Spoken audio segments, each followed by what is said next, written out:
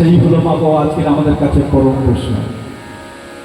তাই বৈষ্ণব পদকর্তাগণ রসিক ভক্তমানকে কাছাকাছি ডেকে নিয়ে বলছে, বলে দেখো দেখো দেখো, তোমরা যাকে সোনার বরণ সাধু বলে ভাবছ, সে মোটেই সোনার বরণ সাধু না। ওকে জানো, ও হলো সেই ব্যক্তি। এইভাবে পরমানন্দে সেই রস আস্বাদন করছে রসিক ভক্তগণ, আর বর্ণনা করছে কারা? বৈষ্ণব পদকর্তাগণ।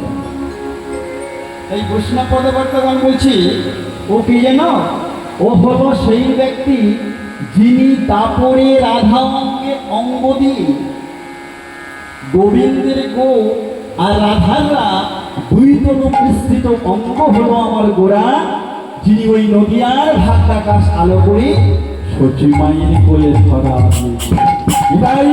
কৃষ্ণ প্রেমানন্দে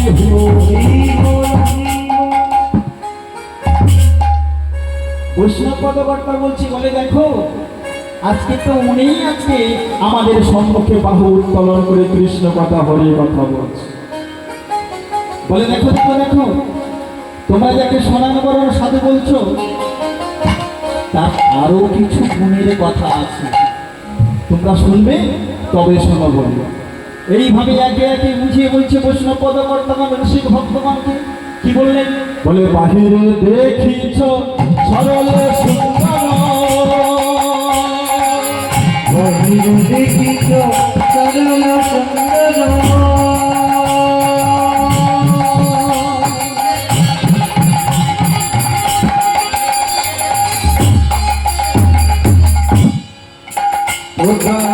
বাহিরে দেখিছ সরল সুন্দর, বাহিরে দেখিছ সরল সুন্দর, আজি জবনি পটেরি আকাশ,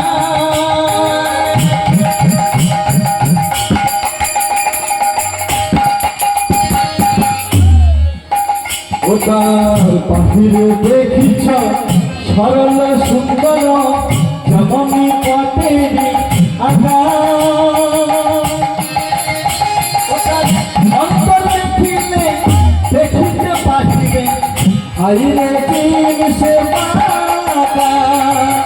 বাহিরে দেখিছ সরল সুন্দর, জবনি পটেরি আকাশ,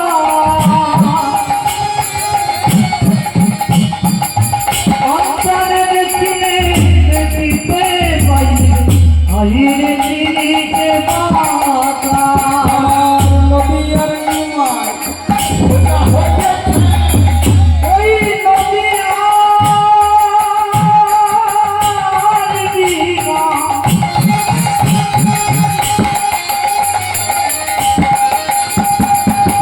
সোজা হইয়াছে, বলে আমার নদিয়ার নিমাই, নদিয়ার কি বললেন কৃষ্ণ পরবর্তী?